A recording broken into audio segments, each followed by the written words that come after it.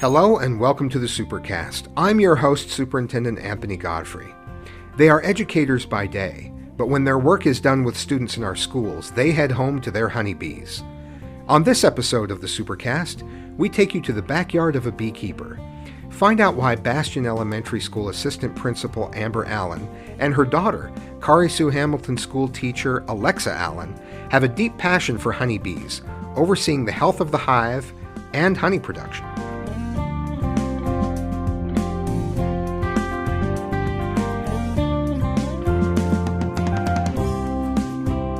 We're here with Amber Allen in her home with her family to talk about beekeeping. Amber, you're an assistant principal at Bastian Elementary. I am. And how much of your time is spent with beekeeping on the side? That's a busy job already. Well, fun fact, my husband helps me. My daughter Alexa, she works at Kauri. She's a teacher there. And the rest of our family, we all get together and we will harvest the honey together as a family. Bart and I kind of do the daily, go out and check on them. I talk to my bees. We can talk about that later. Yes. We have to make sure that other pests don't get inside, so we have to protect them. We also have to check on the babies, which is called a brood. That's probably a weekly endeavor that we do. Well, I'm excited to get into it. Introduce yourselves to the folks listening. All right, I'm Alexa Allen. I am a teacher at the Kauri Hamilton School, and I teach our secondary and post-high kids. I'm Bart Allen. I just help these two. I'm Amber's husband and Alexa's father. Okay, so tell me, what got you started with beekeeping in the first place? I was getting my master's degree at UVU, Okay. and I read a book about leadership and how a beehive represents leadership. Came home and I said, Bart, we've got to have bees. You wanted the analogy to go further I than wanted just... to be a part of it, like Okay. entrenched in it. He works at the Salt Palace, and at the Salt Palace they have beehives there by the Japanese botanical gardens. Really? Garden, yeah. I did not realize Yeah, that. we keep them in our Japanese botanical garden on 3rd West and 1st South. Oh, wow. Yeah. So he's familiar, he knew the right connections, he knew how to get us started. So that's really where this all came from. And how many bees do you have? Do you know? Is this quantifiable? In the beginning, yes, and I will show you a picture in a few minutes. Okay. When a hive comes, there's about 30,000 bees in the hive, and it comes in the mail. Wow. About 30,000, but within a few days... Airmail, I assume. No, the mail. Oh, okay. Like Okay. the Mailman mail delivers person. it. Gotcha. Okay. Once the queen gets started, the worker bees start having their babies. I can't tell you anymore how many bees are in there. They average about 60,000 is what I've read in But one you started hive. with 30,000. 30,000. Wow. Tell me what we have here. We have the pollen chart, and it looks like we have several different kinds of honey in front of us. So these are the fruits of their labor and yours, right? Yes.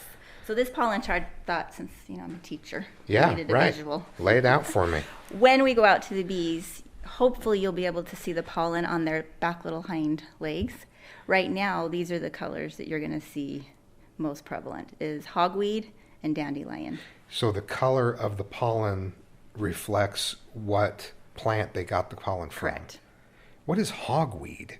I don't know that I've had hogweed in my life very That's much, but what I maybe I said. did and didn't realize it. It's like sagebrush. Okay. Yeah, which we got a lot of here. All right. So our different honeys right here, this is from Salt Lake.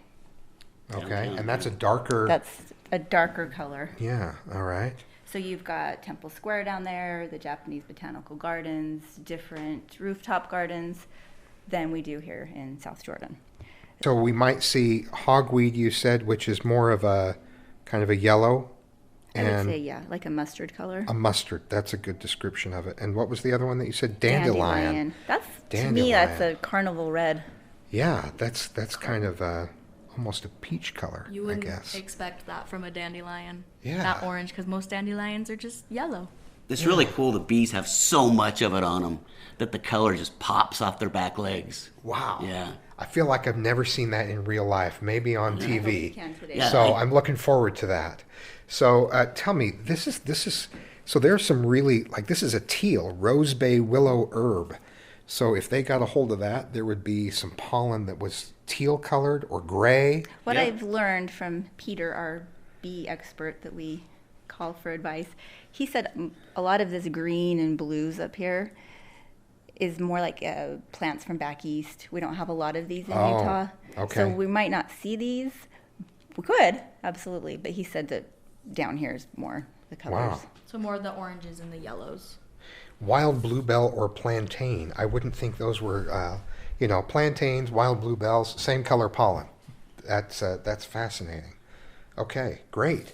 So now, so there are these 4 different honeys that you have here. Actually, 3. This one's just for Doug.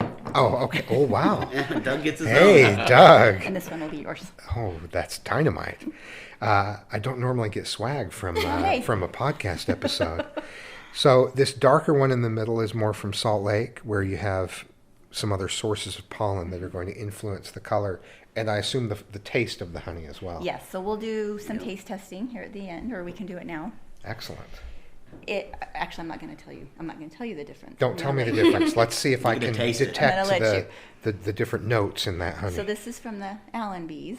Okay. This came last season. This is this season, and just a little bit of difference, even though it's the same neighborhood, same. So this season's a little darker than last season. Yeah. What does that tell you about the honey? Just That they use different flowers. Just to different pollinate. flowers that they Maybe like pollinated some with. neighbors planted something new. so if these had been set out, would you be able to spot? Oh yeah, that's ours from this year. Oh yeah, that's ours from last year. I think I could. Just Yeah, by probably color. I think I could. Yeah. Yeah, you probably get used to kind of the difference in the pollen and the way the bees are behaving, and you notice things that other people who haven't been involved wouldn't Yeah. notice. Yeah, and the flavor's a little bit different. You got to really, try to taste gotta the really pay flavors, attention, and yeah. you can get it. You'll figure it out. You have Huh. to be a honey connoisseur. Yeah, you know how people are like wine connoisseurs. You got to be the honey Right. connoisseurs. Okay, Yes, this all came right. from a hogweed field. Well, I'm detecting notes of hogweed. Exactly. So actually, honey does last forever, essentially, right? Doesn't it? Yeah. Yep. I mean, Might need to warm it up because it will start to. Crystallize. It gets harder, yeah. I think I read that in the Egyptian tombs they found Yep. honey that was perfectly preserved. Oof. Does everyone get honey from you for Christmas? Yes. Yes. That's the neighborhood gift, huh? Yep. But Okay. I'm We sure have they look forward to it and They they eat count it on up, it. yep. They count on it. We have cute little tiny jars that we hand out to Yeah. people. Oh, very nice. All right, so this one is from See if Salt you can Lake. taste what This kind is of the weed Salt in Lake. Salt Lake. It gets Okay. Well, I'm going to look at the color chart here and kind of compare. Broccoli? Oh, I hope I don't get. I hope I don't get notes of broccoli in that. I'd rather have dandelion. Okay, Yeah. let's see.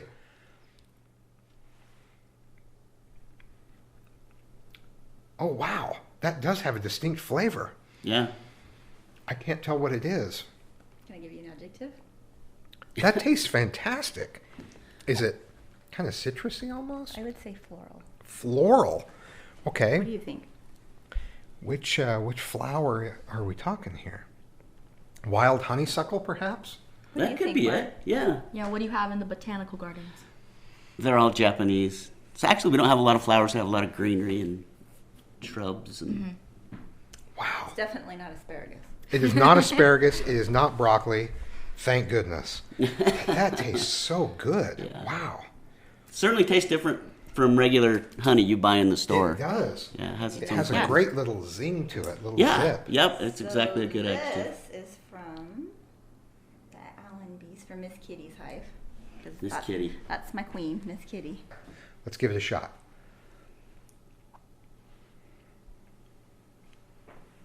Oh, wow. That does have a distinct flavor. Of course, I'm going to be terrible at picking out what it is. Oh, knapweed. Oh, no, hairy willow herb. That's it. No, do you know what it is? No, because it would be a A variety. of- It would yeah, be a mixture. of the neighbor's plants and It's almost like a little tart. Yeah. Wow. At the end, there's certainly a flavor on wild honeys that is a little bit different than a pasteurized honey. You can kind of have an after flavor to it that is in there. So you never pasteurize your honey. No. It's, And that process probably kills the flavor and kind of... yeah. Oh, wow. And it makes it more watery. The harvested honey like this is usually thicker, than pasteurized. Has a great consistency to it. Yeah. It tastes fantastic. No wonder you work so hard for this. This is really, really good stuff. Alexa was going to show you how, basically, once we've taken the honeycomb out, how to harvest it. Do you want her to show you that? Yeah, let's go check it out. Okay, so it's just going to be right over here. Yeah. So what we have is a big bucket here. A big honey bucket with like a little spout. A little spout at the bottom. A honey spout, because it's not a regular spout. Well, then you open the spout and then you just sit and you wait forever for the honey to come out of the spout, right? It's like watching paint dry. Okay, so this is a cheesecloth. Yes. Okay. So very tight mesh. Yes. So last year. Is it a bag? Is it a bag? Yeah, it's just a little bag. Okay. So we'll put the comb into there, and you let the wax will come in here, and it just slowly and you drains. just let the wax. Yeah, and you have to do out. it in a warm room. Okay. Because you have to make the consistency of the honey to be like faster moving, basically. Yeah, you gotta warm it up, because otherwise you're just gonna. Now, how do you pull the honeycomb? How do you harvest the honeycomb out? We're gonna show you that. Okay, we're gonna go do that. We're gonna do that. Okay, great. But last year we used a strainer that just went over the bucket, which is way easier because then you don't have to sit there and hold it and bag. let your. You're not arms left holding get the tired. bag at that point. And I ripped it at the end of last season, so I had to order a new one. And I don't have it here. Yeah. All right, it's coming. And then you can also use like tea towels, but we use the cheesecloth or the strainer. And then this. So this is like a Lowe's or a Home Depot size bucket. Has to be food grade. Does that? Oh, food grade. Oh yes. And how do you fill this up? So we'll fill it up, and it holds about 24 jars. Wow. So we have 2 of these, so we get about 50 jars of honey from our hive. Wow. And here's a fun fact: that's only about 20% of the honey that they produce. Really? We keep So you leave a lot for them. We leave a lot for them because in the winter they still have to survive. Okay. They gotta live. So honey for everyone. Yeah, exactly. Okay. So great. and then the honey will come out of this big spout, and obviously for those who are listening, they can't see the spout. And it's probably like 2 half-dollar sizes. Okay. That the honey will come out of. So and then you can fill it up. You harvest the honeycomb, put it in the cheesecloth, wait there for it to ooze out in the warm room, and then you can distribute into the jars. Yep. And then nothing else in between. Yeah. No. Wow. What's left in the cheesecloth is either like comb or wax that we can utilize in other areas. Yeah. Because you can harvest. It's like with the bison, like the Native Americans used to do. We use every part of the honey. So what do you do with the honeycomb and with the wax? Honeycomb you can eat, and it's delicious. Yep, you can. Wax, I've wanted to start doing this. You can make candles from it. I know that you guys at the Salt Palace do stuff with the wax. Lip balm. Yeah. Lip balm, lotion. You can use it for a lot of things. The honeycomb I've had has 13 minerals and vitamins. Yeah. And it goes into a bowl and you pour milk over it, and it's big. Yeah. It's not small. Yeah. No. Stay with us. Up next, we suit up and get our hands in the hive. You don't want to miss it.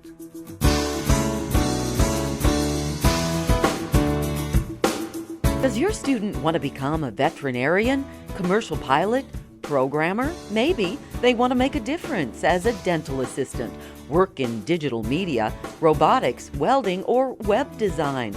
These are some of the programs offered as part of Career and Technical Education, CTE, in Jordan School District. CTE provides the technical skills needed to prepare students for future employment and/or a successful transition to post-secondary education. Career and Technical Education provides work-based learning opportunities. We partner with industry experts to offer apprenticeships and internships with students working in the real world at real jobs while going to school. The CTE experience starts in our elementary schools with the Kids Marketplace and grows through middle and high school. Our 2 Jordan Academy for Technology and Careers, JATC campuses, offer unique programs to fit your child's dreams for the future. To explore all CTE has to offer in Jordan School District, visit cte.jordandistrict.org today, and let's get your child started on the pathway to a profession. Go on to the bees. Okay, let's put on your suit though. Do you have on long pants? I just gave you a topper. Yeah, you'll be Okay. right. So bees will attack mammals in the face and in the head. Okay. So when you're out there, it's probably likely that they'll be bashing into your head and face. I'm used to a level of conflict in my work day. Yeah. So you'll Probably be not okay. direct attacks to the head. Yeah. So, But they'll come right for your eyes and they'll come for your head. Just don't swat at them. Do not swat. do not swat and Do don't not take it swat. personally. Yeah. They I'm suiting up here. You said my long pants are good enough, Yeah, they but won't take it. I've got a Oh, I top got gloves for you, that's too. that's gathered at the wrists, and the mesh I was hoping for, and the wide brim to the hat, Yep. and wow, I feel like the real deal. You are. Talk to me about this. This looks like kind of looks like a pitcher almost. So the smoker reminds me a little bit of Wizard of Oz when the Tin Man, the oil can. Oh, yeah, Reminds me yeah. a little bit of that. That's right. We put these smoker pellets inside. We also add newspaper just to Help it burn. help it burn faster and longer. And it looks like those pellets are specifically for beehives. Yeah, they look like rabbit food. Yeah. It calms the bees, or what exactly happens? Yeah, they communicate through pheromones like we were talking earlier. And it actually confuses them a little bit, which is good. So they'll retract back into the hive and not. So, because the guard bees, we'll see those, there's guards. Yeah. They're going to come out after us in the beginning. Okay. Um, They're just doing their job. yeah, they're doing their job. They're guarding the hive. All right. And they'll send out pheromones if they feel like they're getting attacked. Okay. So we just want to kind of disrupt that communication a little bit. This looks like a large wooden crate And there's with two, a little slot at the bottom that some of the bees were coming Yes, out there's of. two Oh my levels. heavens, look at all those bees. and they're not upset at all. That they are very calm right now. They're very calm. So This am I. is a, So am I. yeah. This is a docile hive. I've had aggressive hives Yeah. in the past. So the hive will have a personality, kind It of like does. an 8th grade Absolutely. class in a middle school. Exactly. Yeah. Yep.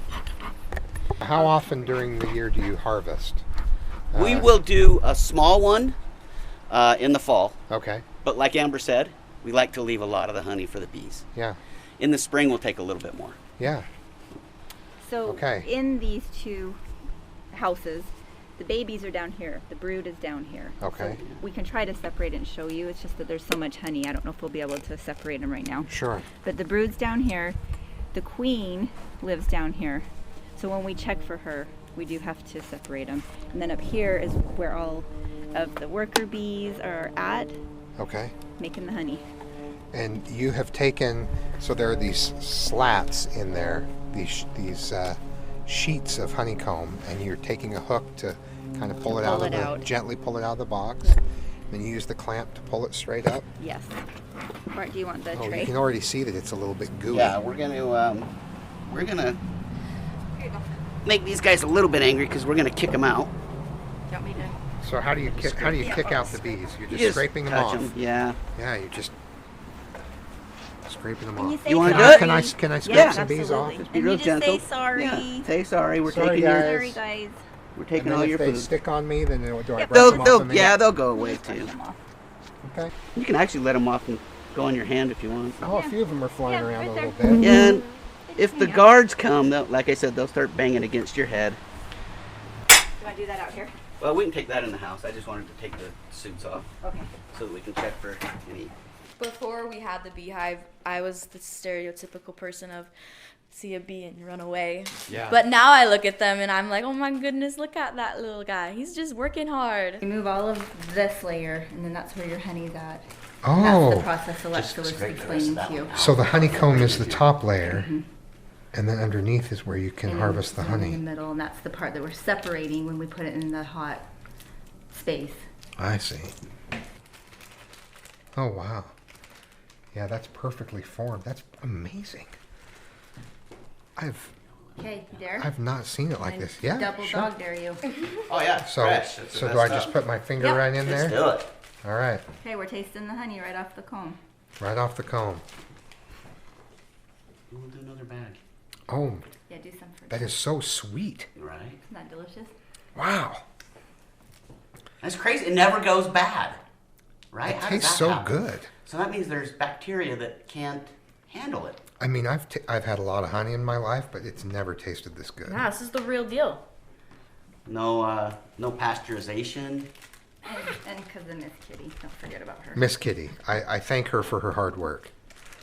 All right, well, thank you so much for taking the time and for giving me a little window into what it's like to have bees. I think it's fascinating, and they're in good hands. You're taking great care of your bees, so thank you for letting us be part of that. Thank you. You're welcome anytime. Yeah, thank you. It's been really fun. Thanks for joining us on another episode of the Supercast. Remember, education is the most important thing you'll do today. We'll see you out there.